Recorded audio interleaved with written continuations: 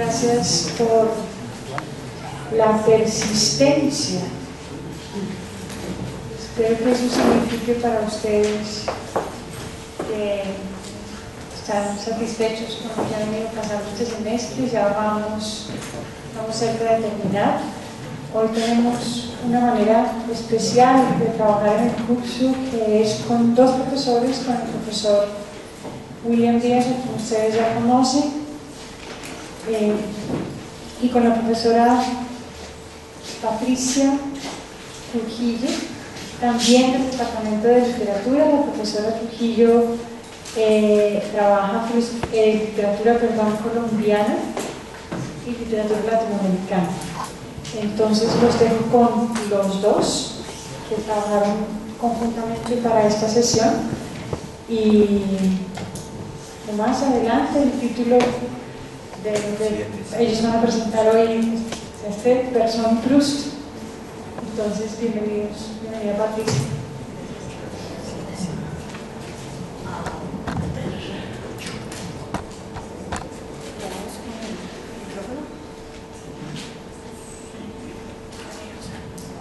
¿Ustedes me escuchan ahí? ¿Bien?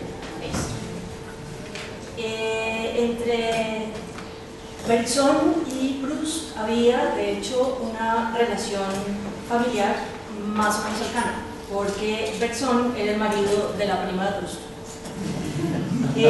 Sin embargo, si se juzga por los documentos que han sobrevivido, el contacto personal entre ambos no fue el más íntimo. Jean-Yves Tadier, que es uno de los biógrafos de Proust, por ejemplo, dice que siempre es extraordinario imaginarse las conversaciones que habrían tenido lugar entre ambos acerca de tantos temas que parecen acercarlos: la memoria, el tiempo, el instinto, la risa, el sueño, la moral, la religión, las leyes psicológicas. Sin embargo, es más extraordinario descubrir que estas conversaciones nunca tuvieron lugar.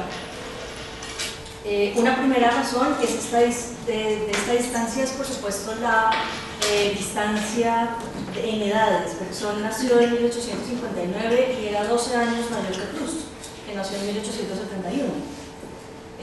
Dato curioso, de hecho, Proust fue el paje de bodas de Bergson con su primo.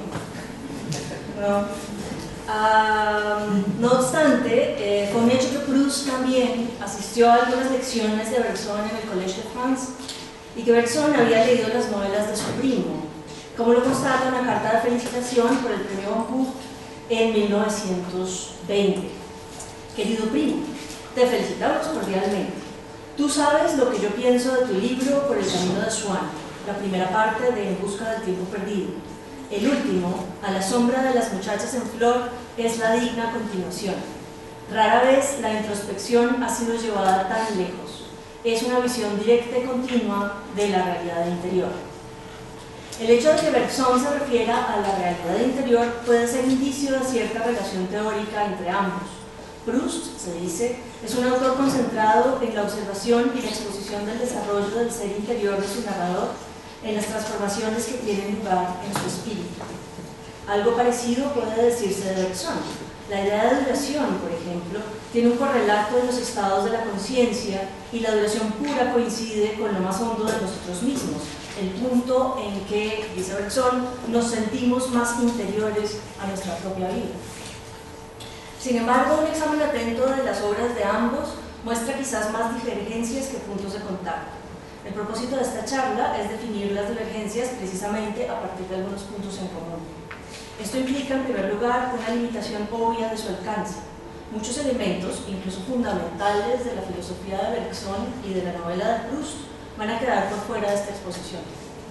Nos interesan aquellos aspectos de la filosofía de Bergson que pueden tener alguna relación con la obra de Proust, y por eso muchos conceptos suyos no van a ser tratados.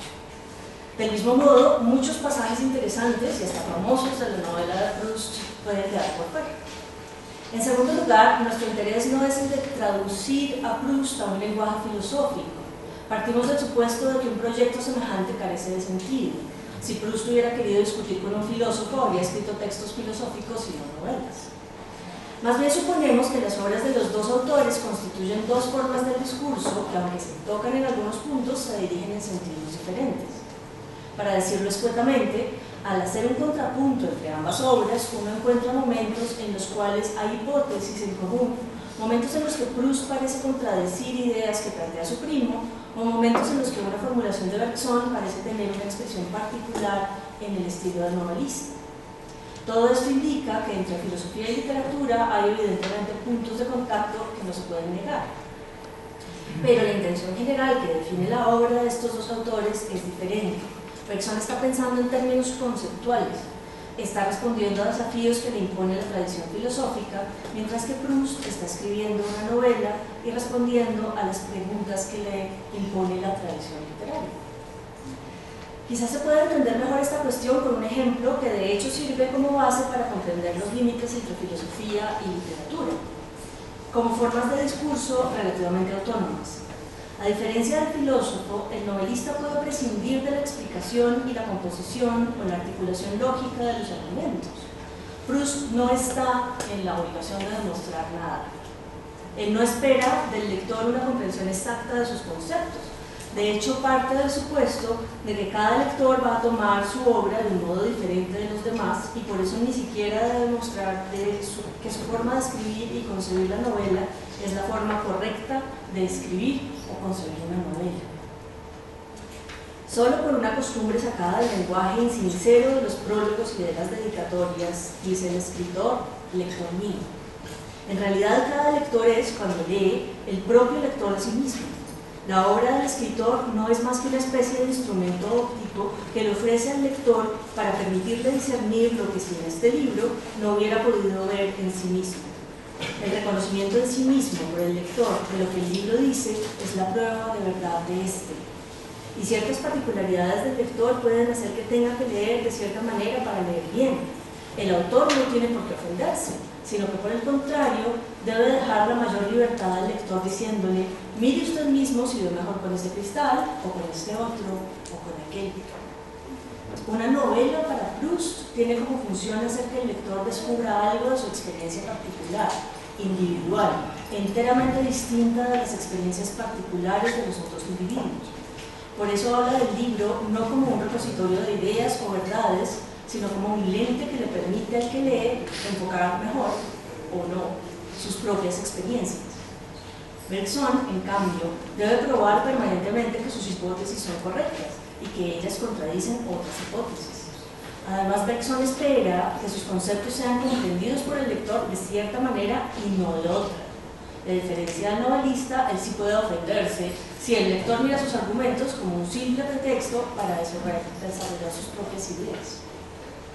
Así, por ejemplo, anuncia al comienzo de Materia y Memoria: el objeto de nuestro primer capítulo será el demostrar que idealismo y realismo son dos tesis igualmente excesivas, que es falso reducir la materia a la representación que tenemos de ella y falso también hacer de ella una cosa que produciría en nosotros representaciones, pero que sería de naturaleza distinta a estas.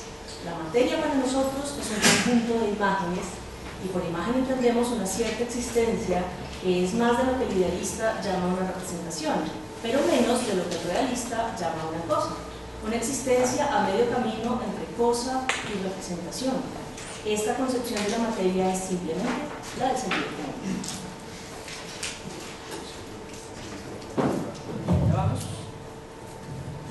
Bueno, esta es una exposición a la limón, así que vamos a estar simplemente rotando el micrófono de un lado a otro. No es un micrófono. Bueno, esto, hablando de esta cita, esto es lo que queremos decir cuando hablamos de una diferencia entre el discurso literario y el discurso filosófico. El filósofo está, por así decirlo, y para citar de nuevo a Valeria, de quien nos referimos en la primera sesión, el filósofo está, por así decirlo, limitado por la necesidad de demostrar, de probar que sus argumentos son válidos y razonables, de construir un edificio de conceptos que se articulan de cierto modo y que revisan, confirman o contradicen las ideas de otros filósofos. Esta cita de Bergson, de hecho, nos sirve como pretexto para comenzar ya a hablar de las ideas del propio Bergson. Este libro, escribe Bergson, por ejemplo, en el prólogo de la 7ª edición de Materia y Memoria. Este libro afirma la realidad del espíritu, la realidad de la materia, y trata de determinar la relación entre ambos con un ejemplo preciso, la memoria. Al hablar de materia y espíritu, el libro de Bergson se enmarca en una larga cadena de discusiones que se resume en la clásica distinción entre idealismo y realismo. El primero afirma la primacía del espíritu y la mente sobre la materia y el cuerpo, y por eso supone que la materia no es otra cosa que la representación que nos hacemos de ella. El segundo, es decir, el materialismo, el segundo, para el cual la materia y el cuerpo determinan el contenido del espíritu y también determinan el trabajo de la mente, afirma que la materia es una cosa que produciría en nosotros representaciones, a través, por ejemplo, de las acciones que sufren las conexiones en nuestro cerebro por vía de los sentidos. La posición de Bergson busca, en oposición a esta dicotomía clásica, comprender la naturaleza del vínculo entre materia y espíritu, o entre lo que podríamos llamar cuerpo y alma, a través del problema de la memoria. De acuerdo con Bergson, el recuerdo representa el punto de intersección entre espíritu y materia. Para entender esta hipótesis vale la pena hacer un breve rodeo por la argumentación filosófica de Bergson. El primer asunto que habrá que tratar entonces es el de la percepción. De acuerdo con Bergson, lo que todo ser vivo percibe del mundo son imágenes. Y para él este término, el término imagen, tiene un sentido que para alguien educado en la clásica dicotomía entre idealismo y realismo resulta un tanto gaseoso. En primer lugar, la imagen no es simplemente una representación visual de objetos exteriores. Una imagen puede ser no solo visual, sino que puede referirse a otros sentidos, una imagen auditiva, una imagen táctil, una imagen olfativa, un sabor, etc. Son imágenes con tanto derecho como cualquier imagen que perciba nuestros ojos. Pero en segundo lugar, una imagen tampoco es simplemente una representación intelectual de algo, es decir, algo que solo recibe nuestra mente y que por lo tanto desaparecerá con ella. Las imágenes que todo ser vivo percibe son también parte del mundo, son en cierto modo cosas que se encuentran y que existen en el mundo, independientemente de quién las perciba. En otras palabras, las imágenes que uno percibe conservan algo del mundo, aunque no lo agotan, pues uno, por supuesto, no puede percibir todas las imágenes de toda la realidad. Ahora bien, todas las imágenes del mundo que uno percibe, entre todas las imágenes del mundo que uno percibe, hay una que se mantiene siempre presente en todas nuestras percepciones y que uno no conoce solamente desde afuera, a través de la percepción, sino también desde dentro, interiormente, a través de las propias afecciones. Me refiero al cuerpo. El cuerpo es, por un lado, una especie de límite entre el mundo exterior y el mundo interior, y en la medida en que nuestro cuerpo está, digamos, siempre presente en la percepción de las imágenes, y de que es la única imagen que podemos percibir desde dentro, ha sido considerada, falsamente, dice Bergson, como la productora de las imágenes que percibimos. Pero en realidad el cuerpo no produce imágenes, porque no es una máquina productora. Es, en cambio, como un centro de comunicación. Yo percibo una imagen y mis conductos nerviosos la transportan a otros centros con el fin de plantearle al cuerpo una acción posible. Para explicar este asunto en términos muy simples, el calor no es una imagen producida por el cerebro para comprender cuando algo está caliente y para advertirme que debo evitarlo si no quiero quemarme. En realidad ocurre algo más interesante de acuerdo con Bergson. Al sujetar con la mano desnuda un objeto demasiado caliente, por ejemplo, la mano le envía al cerebro la afección recibida y este hace activar los circuitos nerviosos necesarios para que el efecto de esta percepción se transforme en una acción concreta, que es la de soltar el objeto. El cerebro cumple así la función no de un productor de imágenes, sino de una central telefónica. La metáfora es del propio Bergson.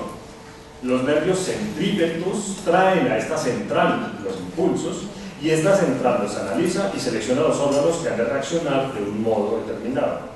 En otras palabras, el cerebro no añade nada a lo que recibe y se limita a pasar la comunicación a los órganos pertinentes o le pide a la señal que espere. Bien, todos los seres vivos poseen un cuerpo y todos ellos han de disponer las imágenes de un modo semejante, supone Bergson. Es decir, para todos, las imágenes percibidas del mundo exterior son una ocasión para la acción presente e inmediata del cuerpo. El organismo unicelular, por ejemplo, reacciona ante el contacto con una sustancia corrosiva y esta reacción puede ser un espasmo o una contracción. En él, también la percepción de una imagen exterior se traduce inmediatamente en una acción. Las imágenes y las percepciones movilizan una acción. Sin embargo, en los organismos superiores, más organizados y más complejos, hay una especie de división del trabajo de los diversos órganos por la que se crea una distancia variable con respecto a las excitaciones provenientes del mundo exterior. La acción del organismo unicelular ante una excitación determinada es inmediata, es decir, prácticamente no hay distancia entre la percepción de la afección y la reacción que ésta provoca, y ello se debe a que el organismo unicelular percibe estas imágenes a través del contacto físico con lo que está fuera de él. El ser humano, como otros seres superiores y organizados, en cambio, ha desarrollado órganos que le permiten percibir a distancia, a diferencia de este organismo unicelular. El ojo y el oído, por ejemplo, pueden percibir objetos que se encuentran muy distantes, y este hecho le da al ser humano la posibilidad de establecer cierta distancia con respecto a la excitación y por lo tanto le permite una mayor indeterminación de la acción, dice Bergson. Esto se puede ver en la experiencia normal. Si pongo la mano accidentalmente sobre la llama de una vela, reacciono inmediatamente con una contracción muscular retirando la mano. Mientras que ante un incendio visto a la distancia, me detengo, contemplo y reflexiono antes de tomar la determinación de huir o de acercarme. Esta indeterminación que se abre en la acción de los seres organizados es precisamente aquello que abre el espacio a la memoria, es decir, a la posibilidad de que representaciones ausentes puedan jugar un papel determinante en la acción frente a la afección presente. En realidad, dice Bergson, no hay percepción que no esté impregnada de recuerdos, pues nosotros mezclamos mil y mil detalles a los datos inmediatos y presentes de nuestros sentidos, y las más de las veces estas imágenes del pasado desplazan y reemplazan las percepciones presentes. Ya que este proceso parece darse a gran velocidad y con una enorme naturalidad, tendemos entonces a pensar que todas las percepciones surgen de una especie de vida interior, una especie de subjetividad que produce las imágenes del mundo exterior y que anima nuestra vida espiritual. Es un hecho que toda percepción tiene una duración y exige por lo tanto un esfuerzo de la memoria que enlaza y prolonga una pluralidad de momentos.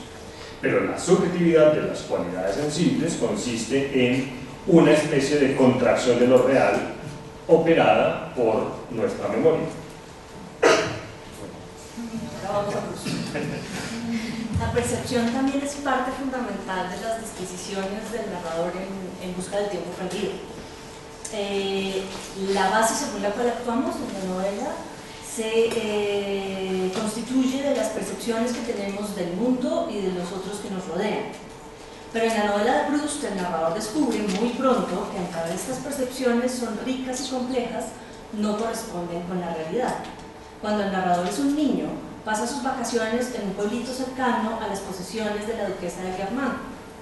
Oye a sus padres y a sus abuelos hablar de la duquesa y se entera de que ella es descendiente de Genoveva de Brabante. Como él tiene una linterna mágica en la que aparecen los personajes de la leyenda de Genoveva de Brabante, inmediatamente asocia a la duquesa a estas figuras coloridas y al encanto de la leyenda. Además, como los Guermantes tenían en la iglesia del pueblo una capilla reservada para ellos, una capilla en la que hay un vitral con la figura de Gilberto el Malo. La imagen que el niño se hace de la duquesa se empapa también del prestigio legendario de Gilberto y de los vivos colores del vitrario. Por esa razón, el niño desea conocer a la duquesa, ¿no? Sueña con conocerla. Y la imagina investida de nobleza, de pasado, como si viviera en otro siglo y fuera de una sustancia distinta a la del resto de los seres humanos. Se pega una desilusión terrible, ¿no?, cuando finalmente, después de mucho esperar, la ve en la iglesia. Pues se trata de una señora con la piel enrojecida por el sol, las mejillas muy parecidas a las de las esposas de los comerciantes y de los doctores de la región, y un barro en la nariz. La primera percepción del niño de la duquesa se conformó a partir de la asociación de las leyendas y las conversaciones familiares entendidas a medias, y se condensó alrededor del nombre de Guermantes, cuya sonoridad se cargó para él de ese halo maravilloso que se disipó con la segunda percepción de la duquesa, la de una señora cincuentona con un gran sombrero y una cara bastante ordinaria. Pero esa segunda percepción tampoco es la definitiva. Unos años más tarde, cuando el protagonista conoce a la duquesa y habla con ella, queda deslumbrado ante su buen gusto, su inteligencia y su belleza. No obstante, esas cualidades que parecían las definitivas tampoco lo son. En sucesivas conversaciones, el muchacho descubre que la duquesa no tiene buen gusto en todas las cosas. Hay libros y piezas musicales que no entiende, que le aburren, algunos de sus chistes son muy crueles y también creen prejuicios que a él le resultan incomprensibles. Y sin embargo sigue perteneciendo a la nobleza y conserva algo de este prestigio a los ojos del joven. Uno podría pensar que entonces ese conocimiento más íntimo es concluyente. El niño que comenzó por hacerse una imagen caprichosa y de cuento de hadas de una persona, finalmente la conoce con todas sus complejidades. Pero esto no es lo que sucede en la novela. En cada momento que el muchacho habla con la duquesa, las percepciones que tiene de ella están teñidas por su propio estado de ánimo, sus ilusiones y sus prejuicios, los de él. Estos estados de ánimo cambian constantemente porque él está en constante transformación. En un momento siente que la duquesa es maravillosa, inteligente, brillante, hermosa, con buen gusto, y al momento siguiente que es la persona más aburrida y simple que haya conocido. Ninguna imagen que se forma de ella es definitiva. No hay manera de saber efectivamente cómo es ella, pues cuando la ve y la escucha, su imagen y sus palabras están mediadas por las sensaciones físicas y emotivas que él está experimentando en ese momento. Es como si la percibiera solo a través de la catarata de su propia subjetividad que se transforma minuto a minuto. Además, la cosa se agrava, porque la duquesa misma también está cambiando constantemente. El muchacho y la duquesa no pueden conocerse el uno al otro, pues son, en palabras de Samuel Beckett, dos dinamismos separados e inmanentes, no relacionados por ningún sistema sincronizado. Sucede exactamente lo mismo cuando nos enamoramos de alguien, Proust. Cuando Charles Swann, uno de los personajes importantes de la novela, conoce a Odette de Crécy, una mujer de mundo, lo primero que piensa de ella es que ella no es su tipo. Irónicamente, se va a enamorar de ella, porque se convierte en el centro de una serie de asociaciones estéticas y emotivas absolutamente subjetivas. En primer lugar, la forma en la que ella inclina la cabeza le recuerda a él, que es un catador de arte muy refinado, la imagen de una muchacha en un fresco de Botticelli, lo que la hace súbitamente atractiva. Es la muchacha que está mirando hacia el frente. Luego, en una de las fiestas a la que asiste con ella, el placer de su compañía se une al hecho de que ambos oyen parte de una sonata que él había escuchado una vez antes, embelesado, y que no había podido volver a oír, pues entonces se le había escapado el nombre del compositor. La frase musical de esa sonata viene a unirse a la imagen de ella y se convierte, por decirlo así, en el himno de sus amores. Esas dos percepciones de orden estético se unen de forma compleja a muchas otras, como el deseo físico que siente Swann por Odette, el temor de perderla, los celos cuando sospecha que está saliendo con otros hombres. Pero esa constelación de percepciones siempre está transformándose y ella es como el nudo, como el centro oscuro, impenetrable, alrededor del cual estas giran y se transforman. El otro, al que amamos, es como un agujero negro que solamente podemos ver por las estrellas y las nebulosas, los puntos de luz que están cerca de él. Lo paradójico es que aunque el narrador de Proust descubre que todas sus percepciones son asociaciones complejas de imágenes y sentimientos, y que por esta razón siempre están en constante transformación, Y para colmo de males, nunca coinciden con la realidad, porque esta también se está transformando en direcciones independientes de sus ideas, de sus prejuicios y de sus sentimientos. Su narración se detiene precisamente en cada una de estas percepciones. Como él mismo lo dice, indudablemente, las imágenes que tengo de ciertos lugares y personas me han expuesto luego a muchas decepciones y a muchas faltas, porque unieron dentro de mí indisolublemente impresiones distintas que no tenían otro lazo que el de haberlas sentido allí al mismo tiempo. Porque muchas veces he tenido deseos de ver a una persona sin darme cuenta de que sencillamente porque me recordaba un seto de espinos, y he llegado a creer y a hacer creer en un retoñar del cariño donde no había más que deseo de viaje. Pero por eso mismo también, como están presentes en aquellas de mis impresiones actuales con que tienen relación, les dan cimiento y profundidad, una dimensión más que a las otras. Y de ese modo les infunden un encanto y una significación que solo yo puedo gozar. Cuando en las noches estivales el cielo armonioso gruñe como una fiera y todo el mundo se enfada con la tormenta que llega, si yo me quedo solo, extático, respirando a través del rumor de la lluvia, el olor de unas lilas invisibles y persistentes, al lado de Méséglise, se lo debo. Aquí vale la pena una aclaración. Méséglise, el lado de Méséglise, era un paseo que hacía el niño con sus padres que recorría parte de un río cercano a la población donde pasaban todos los veranos. Las percepciones aleatorias, caprichosas del narrador, forman la materia misma de su experiencia. Por eso, la narración de la novela no procede por encadenamientos de acciones de causa y consecuencia, y de eso se quejaron enormemente los primeros lectores de En busca del tiempo perdido. Procede por asociación libre de imágenes, de ideas y de reflexiones. Por eso, uno de los primeros críticos en escribir una reseña sobre el primer volumen En busca del tiempo perdido, Henry Young, en enero de 1914, afirmó que Proust describe cada hoja como diferente de las otras, nervadura por nervadura, al derecho y al revés.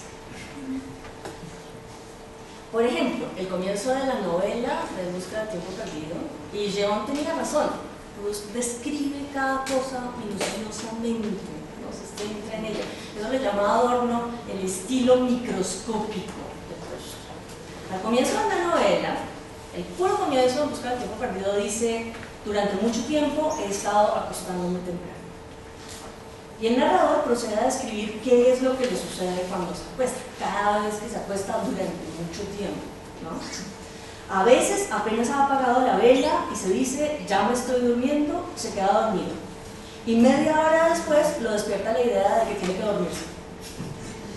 En ocasiones, como ha estado leyendo un libro, ha continuado reflexionando sobre él en los primeros estadios del sueño, y por virtud del sueño le parece que él se convierte en la materia del libro, se convierte en una iglesia, se convierte en una sonata, se convierte en la rivalidad de Francisco I y Carlos V. En esos momentos, cuando se despierta, luego de haber dormido un rato, esa figuración dura algunos minutos y no repugna su razón, dice el narrador, pero gravita como unas escamas frente a mis ojos, sin dejarlos darse cuenta de que la vela ya no está encendida.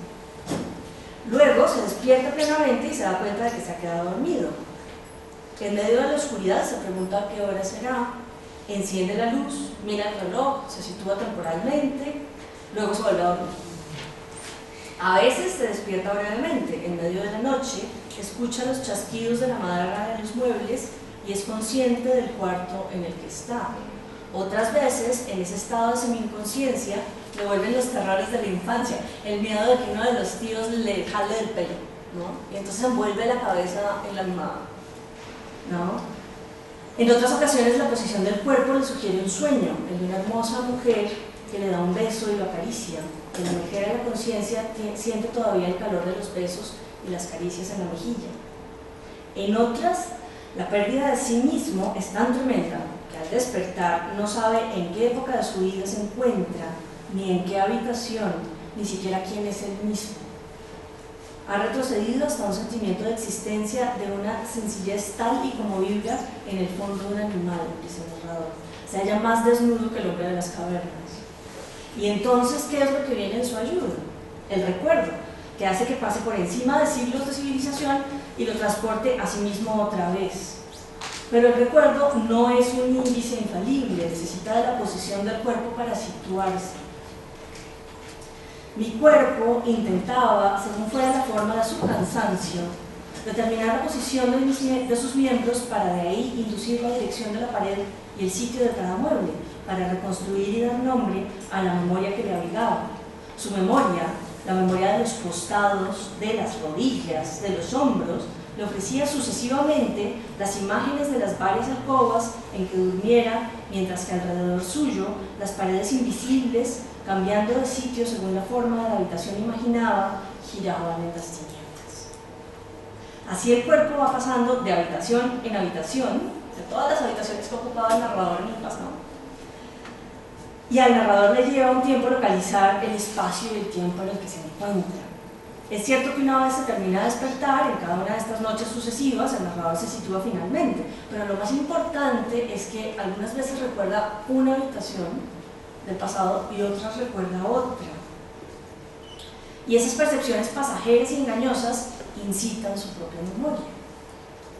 Y por lo general, dice el narrador, ya no intentaba volverme a dormir enseguida.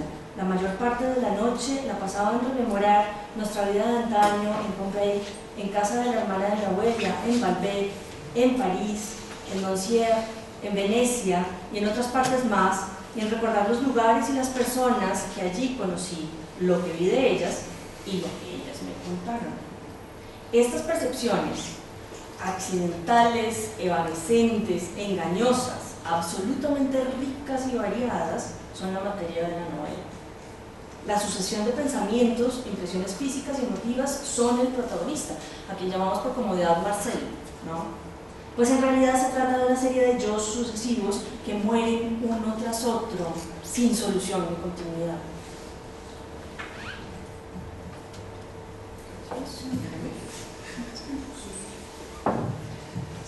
¿Cómo se ve? Hay ciertas semejanzas entre estas descripciones de Proust y la teoría de Bergson.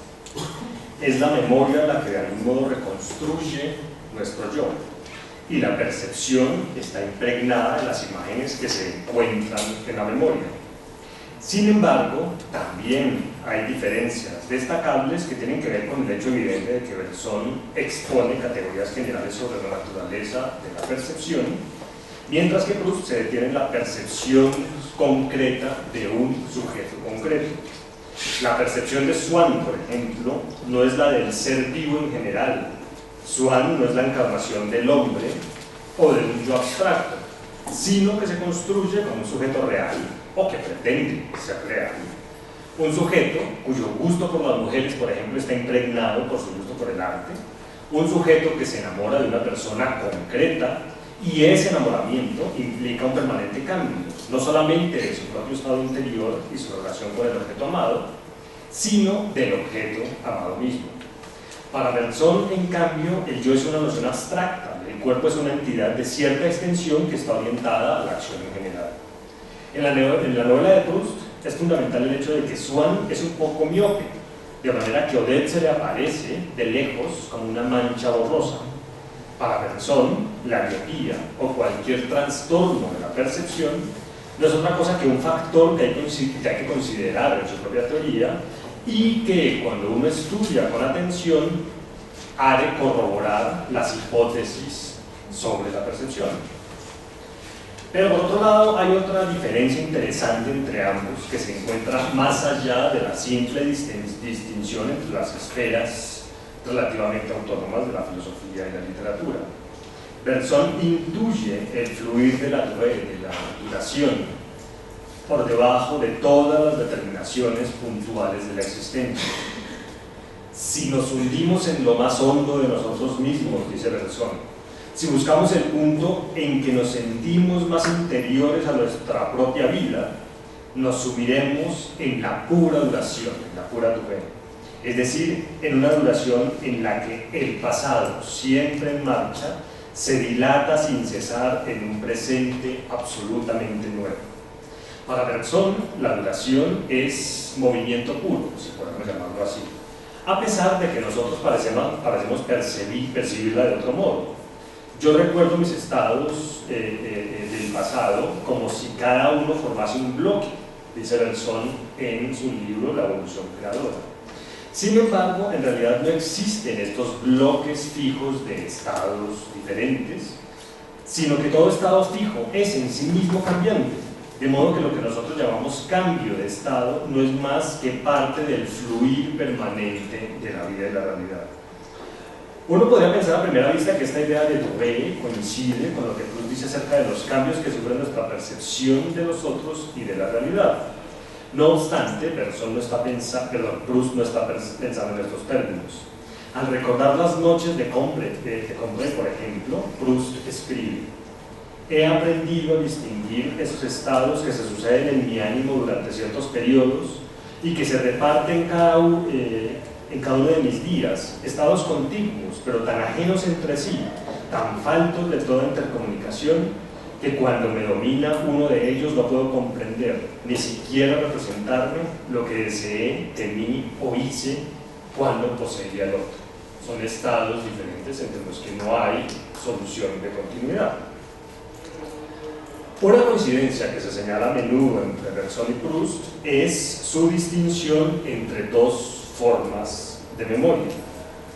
En materia de memoria, Bergson escribe: estudio una lección y para aprendérmela de memoria la leo primero articulando cada verso, la repito enseguida un cierto número de veces. A cada nueva lectura progresamos un poco.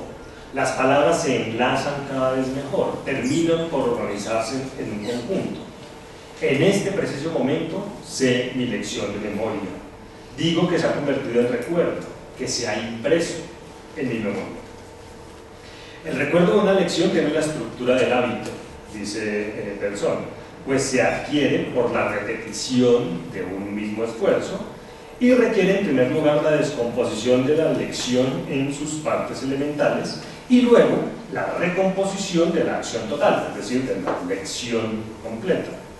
Además, nosotros almacenamos la lección en nuestra memoria a través de un mecanismo que, por así decirlo, ha de activarse conscientemente, según nuestra voluntad, para que a la larga se convierta en un reflejo inmediato.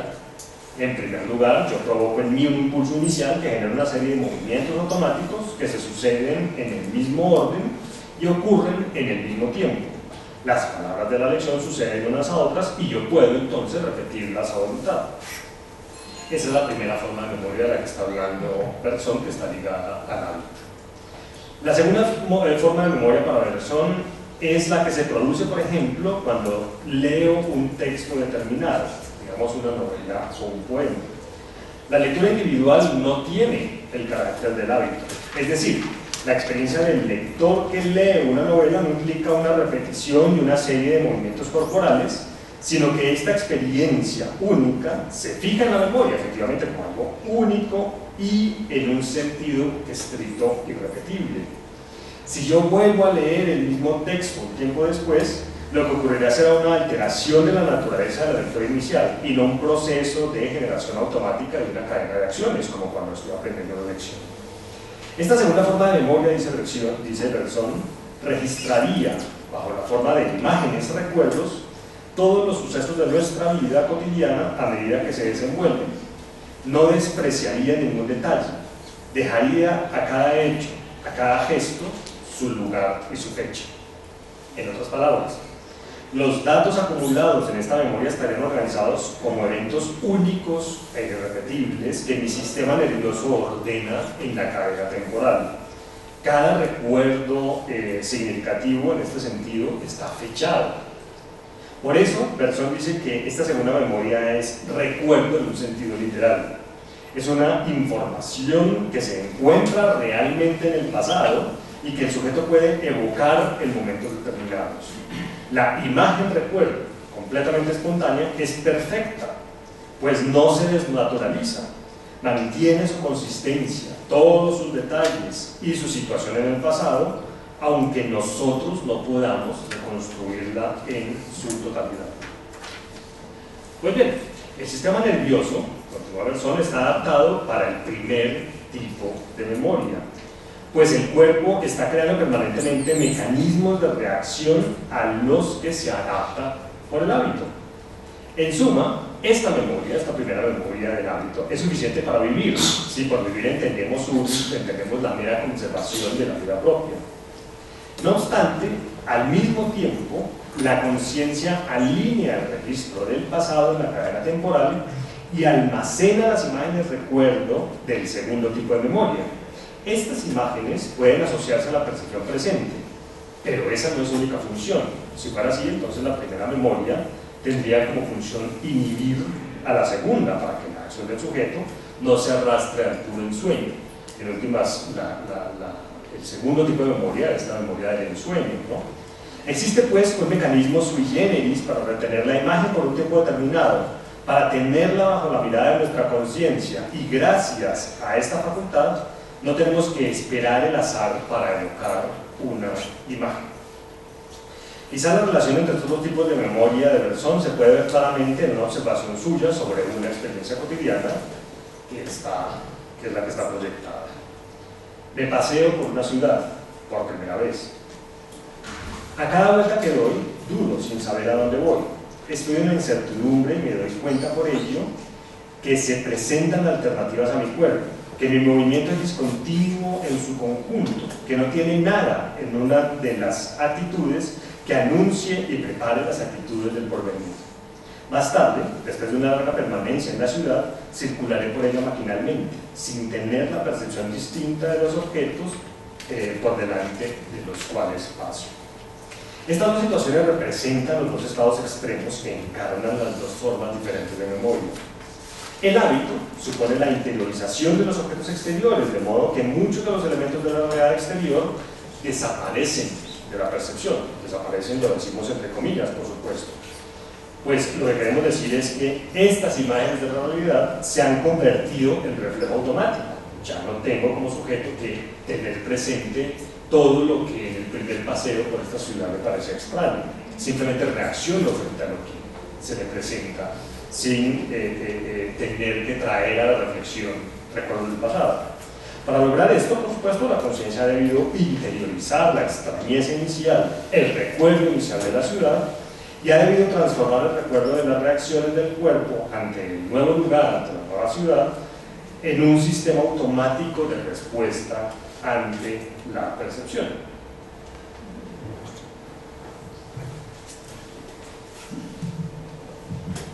El narrador de Proust también descubre a lo largo de la novela que él tiene dos tipos de memoria y que tienen que ver con el hábito. En su adolescencia, sus padres lo envían al pueblo de Balbec a hacerse una cura de salud. Al llegar al hotel, junto con su abuela, está cansado y tiene fiebre. No desea sino acostarse y dormir. Pero cuando le muestran el cuarto donde se ha de alojar, descubre que le es imposible descansar en ese lugar. En vez del cuarto de techo bajito y poco iluminado al que estaba acostumbrado, se le presenta un cuarto con una iluminación muy fuerte que le resulta violenta y de un techo alto, grandísimo, que no da la impresión de abrigo sino de estar a la intemperie. El tic-tac del reloj le molesta, la disposición de los muebles le resulta extraña y hostil. A pesar de todos los cuidados de la abuela, no puede conciliar el sueño. Y solo después de algunos días en los que permanecer en ese cuarto resulta un sufrimiento constante, el protagonista se familiariza con los muebles, con los ruidos y con la luz, y finalmente concilia el sueño. Ha creado un nuevo hábito que le permite resistir el cambio. El hábito, pues, es un compromiso entre el individuo y su entorno, o mejor, entre la sucesión infinita de individuos y sus incontables entornos. Los periodos de transición que separan las adaptaciones consecutivas representan zonas peligrosas, precarias, dolorosas y fértiles, en las cuales, por un momento, el aburrimiento de la existencia es reemplazado por el sufrimiento de estar vivo. Y el sufrimiento es el juego libre de todas las facultades. El hábito paraliza y duerme aquellas facultades de percepción que no son absolutamente necesarias para la manipulación de los objetos externos. La muerte del hábito se da porque el entorno cambia y los hábitos que lo mantenían en correlación con el yo ya no sirven para aplacarlo. O el yo cambia también, y entonces el yo ya no reconoce el entorno en el que estaba. El yo queda expuesto a todo tipo de impresiones del exterior mientras se genera un nuevo hábito que reemplace al anterior. Hasta entonces, la conciencia debe estar alerta, tratando de parar el desastre de las múltiples percepciones y sin lograrlo del todo, hasta que el hábito nuevo duerma las impresiones excesivas y vacíe el entorno de su amenaza, pero también de su misterio. ¿Qué es el misterio? La posibilidad de percibir el objeto en toda su singularidad, independiente de toda noción general y desprendido de cualquier causa, aislado e inexplicable. La función fundamental del hábito consiste pues en el ajuste y reajuste permanente de nuestra sensibilidad orgánica a las condiciones de los mundos que habitamos. El sufrimiento representa la omisión de tal función y el aburrimiento su correcto funcionamiento.